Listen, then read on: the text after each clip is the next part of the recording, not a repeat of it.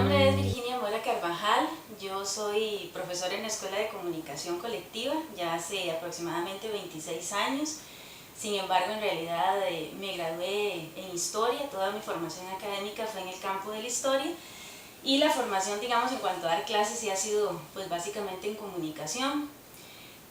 Desde épocas muy tempranas tuve un interés por la situación de las mujeres en la sociedad y yo diría que es básicamente a dos aspectos. Uno tiene que ver con situaciones de carácter personal, es decir, cuestionamientos que yo me hacía de por qué, por el hecho de ser mujer, se me decía que tenía que hacer tal o cual comportamiento. Por ejemplo, una anécdota es desde que yo estaba en la escuela, cuando jugaba con los varones, me lo trataban de prohibir porque me decían que los varones eran muy groseros, entonces que ellos tenían que jugar por un lado en la escuela y que nosotras las mujeres teníamos que jugar por otro lado, pero nunca me daban una explicación, digamos, racional, entonces yo siempre seguía jugando con varones, a mí eso nunca me detuvo. Y así a lo largo de mi vida, digamos, cuando ya fui adolescente, que ya empecé a cuestionar más, había ciertas cosas que a mí me decían que tenía que hacer simplemente por el hecho de ser mujer, pero no me daban, digamos, ninguna explicación adicional. Entonces a mí me empezó a surgir la duda de por qué, y me pareció que una manera de poder investigarlo era a través del estudio y del conocimiento. Luego ingresé a la universidad, estudié Historia, y esa es la segunda, aparte de lo personal, esa es la otra razón que me motivó a interesarme por la historia de las mujeres, y fue el hecho de que en aquella época, estoy hablando de que yo entré a la universidad en el 83, aproximadamente a la carrera de Historia en 1984, nuevamente me topé con el problema, con la limitación de que en los diferentes cursos siempre se me daba la visión masculina, o sea, las mujeres muy pocas veces estábamos presentes en la historia, prácticamente no había lecturas de historia de las mujeres o de la participación de las mujeres, incluso cuando se veía la Revolución Francesa todo se estudiaba desde otras perspectivas, pero no desde la perspectiva de la participación de las mujeres. Entonces, motivada, digamos, un poco influenciada por esas dos cosas, cuando llegó el momento de escoger cuál tema quería para mi tesis de licenciatura, yo tenía como dos temas que me gustaban, uno era la historia política y la otra era la historia de las mujeres, pero me decidí por la historia de las mujeres.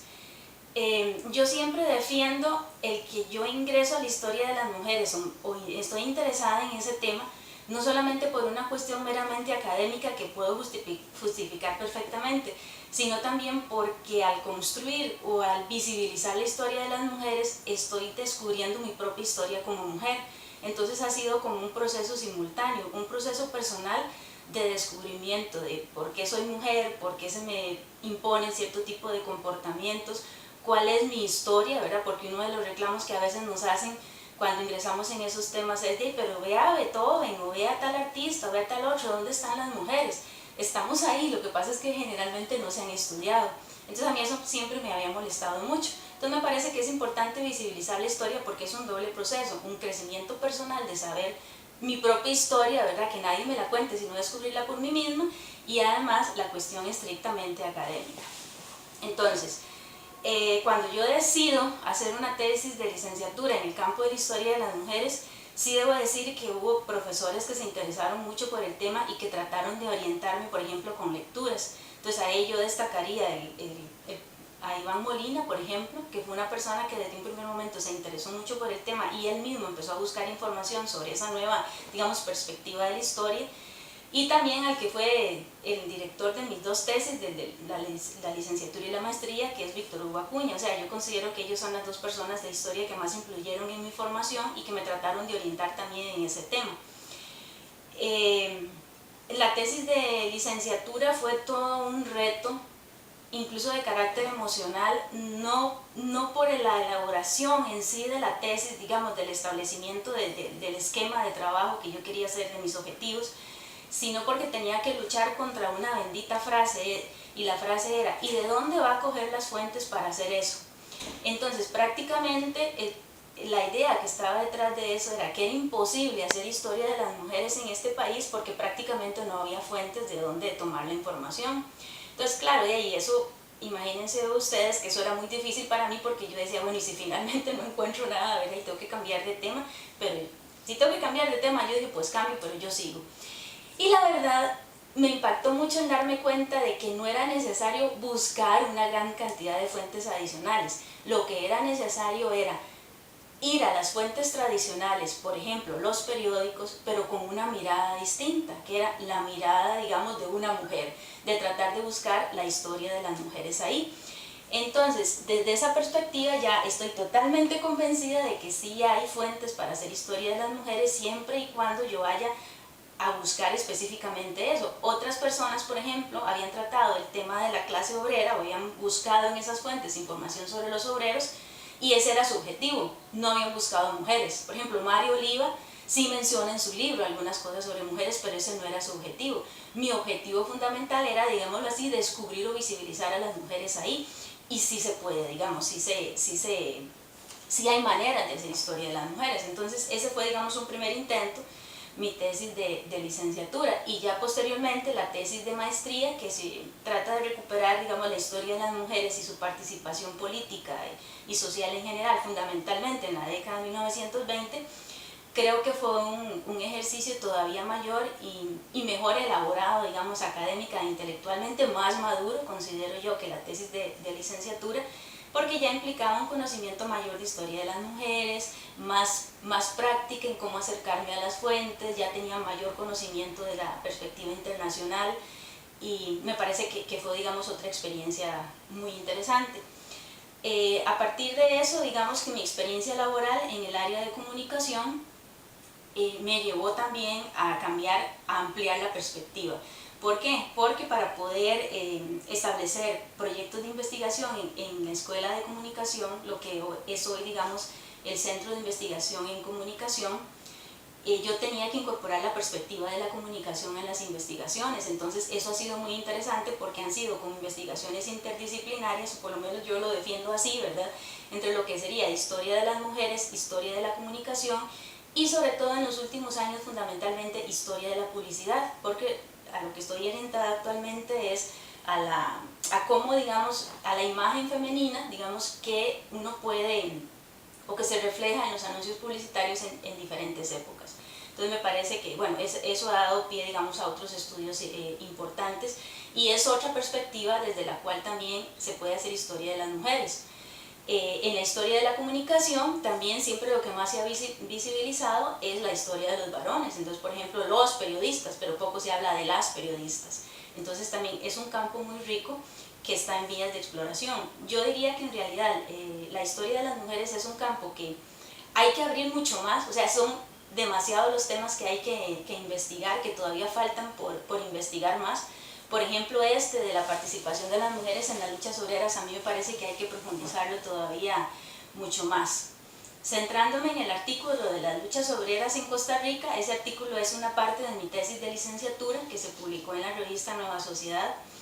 Fue muy interesante porque la revista Nueva Sociedad hizo un concurso a nivel latinoamericano de ensayo. Entonces escogían 10 ensayos a nivel latinoamericano. Yo me entusiasmé con la idea y por probar envié el mío. Por cierto, con el seudónimo de la obrerita, porque así les decían a las obreras a inicios del siglo XX y en las primeras décadas de ese siglo, ¿verdad? No hablaban de obreras sino de obreritas, lo cual tiene ya toda una connotación de minimizarlas, ¿verdad? Aparte de que son mujeres hay que minimizarlas, no son obreras, son obreritas, ¿verdad? Y bueno, tuve la suerte de que el artículo se escogió, ¿verdad? Por la revista, por los editores de la revista, entonces se publicó en ese número especial.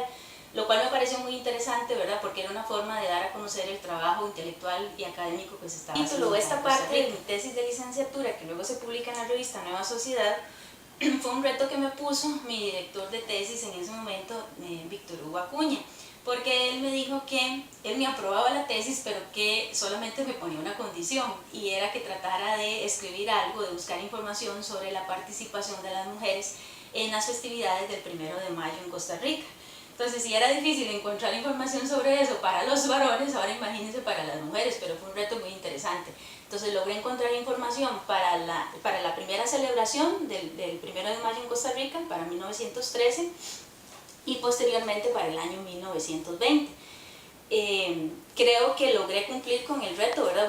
Hubiera deseado encontrar mucha más información, tal vez ahora, ¿verdad? Con la perspectiva que tengo ahora sería interesante retomar el tema, y por eso se incluyeron algunas otras luchas como la participación de las mujeres en las huelgas del 20, las luchas, digamos, de las costureras, pero en general, digamos que lo que podríamos señalar es que cuando las mujeres se organizaban en ese periodo eran organizadas pero representadas por varones, o sea, los varones eran los que, por ejemplo, si había una lucha por mejores salarios, eran los varones que representaban a las mujeres los que iban a hablar con los empleadores o con los patronos, o sea, no se concebía la idea de que una mujer fuera a hablar con su patrón, sino que tenía que ser, a pesar de las diferencias de clase, ¿verdad? Que hay una unión, una interesante interrelación clase-género, tenía que ser una comunicación varón-varón, ¿verdad? Aunque fuera patrón-obrero, no podía ser una comunicación entre el patrón y la obrera, ¿verdad? Porque la mujer se consideraba pues de una categoría inferior, era como rebajarse mucho, ¿verdad? Entonces siempre tenían que ser representadas por varones. La principal reivindicación siempre era la cuestión de los salarios, que en general alguien podría decir, bueno, esa es la reivindicación casi fundamental de la clase trabajadora durante mucho tiempo y especialmente en esta década. Pero en el caso de las mujeres era más aguda porque si a los hombres se les pagaba poco, a las mujeres todavía se les pagaba mucho menos. Siempre dentro de esa visión, ¿verdad?, de que el varón era el gran proveedor y de que el salario de la mujer siempre tradicionalmente se ha considerado como complementario al del varón, porque el que provee la casa, digamos, dentro de la visión tradicional es el varón. Y en general, digamos que había una serie de luchas de diferentes sectores que creo yo que todavía hay que visibilizarse más. Lastimosamente ese tema, digamos, no le he podido dar continuidad por una serie de circunstancias, pero a mí me parece que uno de los grandes temas en la historia de las mujeres es precisamente la historia del trabajo femenino y de las luchas que se dan a todo lo largo del siglo XX. Y sí me gustaría, bueno, finalizar señalando que la historia de las mujeres es un campo que requiere muchísimo trabajo todavía. Creo que en el país somos muy pocas las mujeres o las investigadoras que nos dedicamos específicamente a eso, y me parece que es un campo que debería explotarse mucho más y que debería valorarse en el seno incluso de los movimientos de mujeres en la actualidad, que son